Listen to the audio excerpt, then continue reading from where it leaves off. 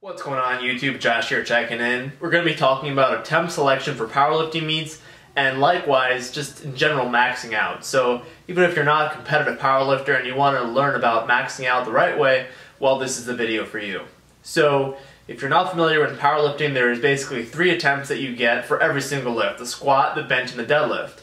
So if you're new to powerlifting, or maybe you've been powerlifting for a while and you're not really sure the best way to choose your attempts, I'm going to try and go over that in a kind of simple way so that way it's not too complicated.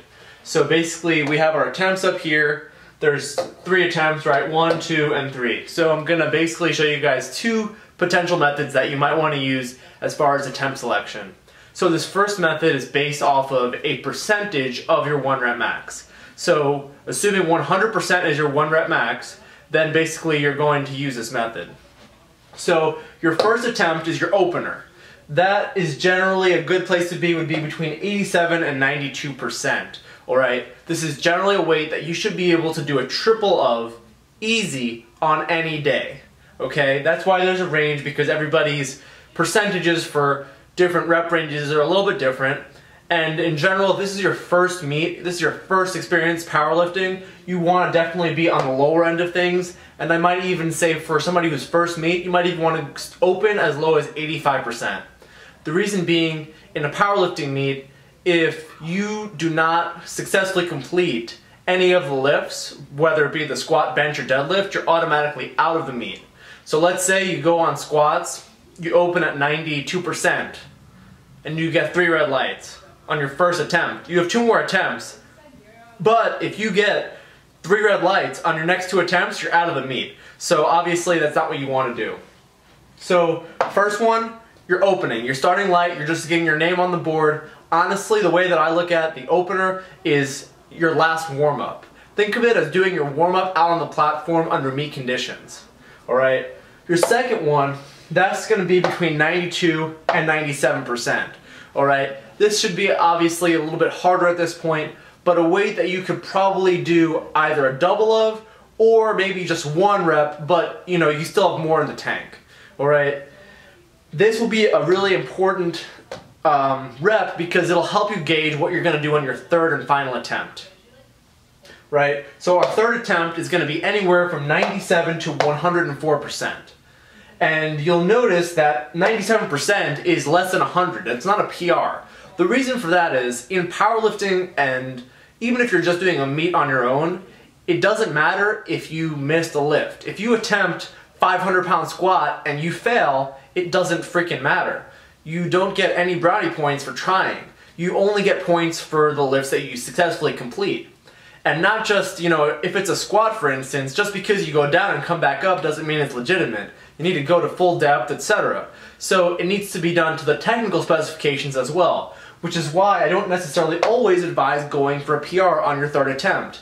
If this second attempt just didn't feel right, you're not having, you know, a great day, you're feeling a little bit off, maybe the equipment doesn't feel right, then it's not necessarily the time for you to go for a PR. Because let's just say you squatted 425 on this one and you really wanted to get 450, and you go for 450 but you miss it, you would have been better off going for 440, hitting 440, and you know, not making your PR but still adding more pounds to your total.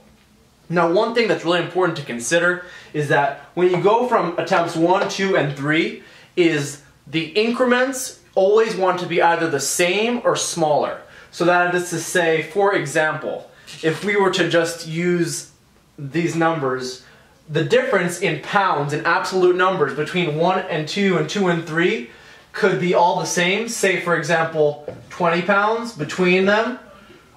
Or you could alternatively have a smaller amount between attempts 2 and 3. So you could have, say, 20 pounds difference here and 10 or 15 pounds difference between attempts 2 and attempts 3. You never want the difference in attempts to be incrementally larger. Okay, this has to do with the fact that the way your nervous system essentially gets primed to lift heavier weights and gets acclimated. So in general, you don't want to be using higher increments. Now, one other method that I just want to show you guys that's pretty easy to use, that I tend to use myself because I'm a more goal-oriented person, is I usually go into meets having a good idea of the numbers I want to hit. And that comes with experience. It's not something I would necessarily recommend for somebody on their first or second meet. But once you have a really good idea of what you're capable of from gaining in each training cycle, you can use this alternative method. And basically what I do is I choose my attempt 3 as my 100%, right? So this is not my actual 100% 1 rep max. This is actually basically the goal 100%. So if my real max is, say, 400 pounds and I want to hit 410 pounds, then I'll put 410 pounds as my 100%.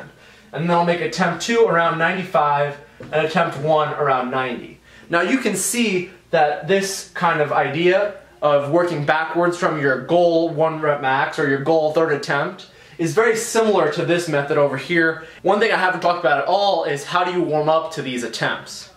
Well, the reason why I didn't show you guys that first has to do with the way it works, okay? So we just went through our attempts, right? Now we're gonna go over how you warm up.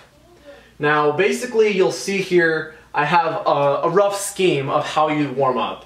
50% times 3, 60% times 2, 70% either for 2 or 1, 80% times 1. Now the key here to remember is that this is a rough estimate, okay? You don't necessarily have to be 50%, 60%, etc. It should be roughly in that area. You really, for your warm-ups, you want to do as little volume as possible, so you will be just warmed up enough, but you don't want to fatigue yourself. You want your central nervous system to kind of have all the gears firing. You want your muscles on your joints to be warm, but you don't want to be fatigued at all, especially considering in a powerlifting meet you're doing all 3 lifts. So what you want to do is you actually want to come up with your attempts and then work backwards for your warm-ups. So for instance, I have over here as an example that your last warm-up would be 80% times 1. Now, that would work out if, say, your first attempt was 90% or below. In general, I don't recommend making jumps anything greater than 10%, and once you start getting in between your last warm-up and the first set of your actual, your opener, I would not recommend anything that big, so you might even want to go lower. So for instance, let's just say my opener, I wanted to open with, say, like, I don't know, 92%. Let's just say that's what I wanted to do. I would adjust all of these warm-ups so that way my previous warm-up to this was, say, 83%.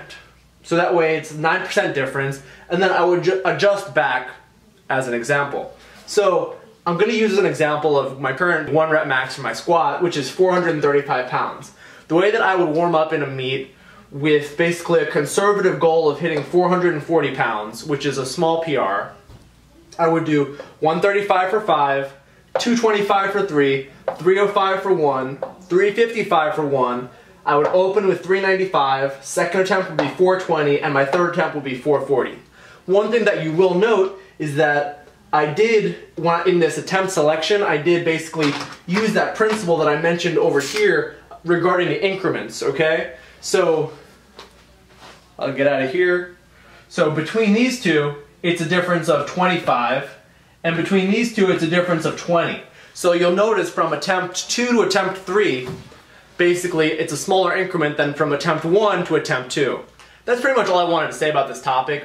One last thing I wanted to mention is if you're not competing in a powerlifting meet, say you're doing a mock meet or you're just maxing out for fun, you want to see what your strength is at, you don't obviously need to follow the 3 attempt rule. In general, I wouldn't recommend doing many more attempts than that simply because you're going to tire yourself out. In general, I would recommend being more on the conservative side because again, it's a much more valuable experience for you to have to grind out a weight and successfully complete it than for you to fail or for you to have a technical mishap and don't get the lift, because then it's much harder to gauge where your strength is at. So in that case, for example, where you're doing a mock meet or you're not in a meet setting and you're just maxing out, I would recommend following this kind of idea. But let's say you get your 3rd attempt and it's relatively easy and you want to try a 4th, that's perfectly fine. But again, I would recommend being a little bit more on the conservative side and maybe only adding a very small amount of weight for your 4th attempt, really unless that 3rd attempt is extremely easy. So that's basically all I had to say about this topic. I hope you guys found this video useful. I hope you found it informative. If you guys have any questions, please feel free to comment below, and I'll catch you guys in the next video.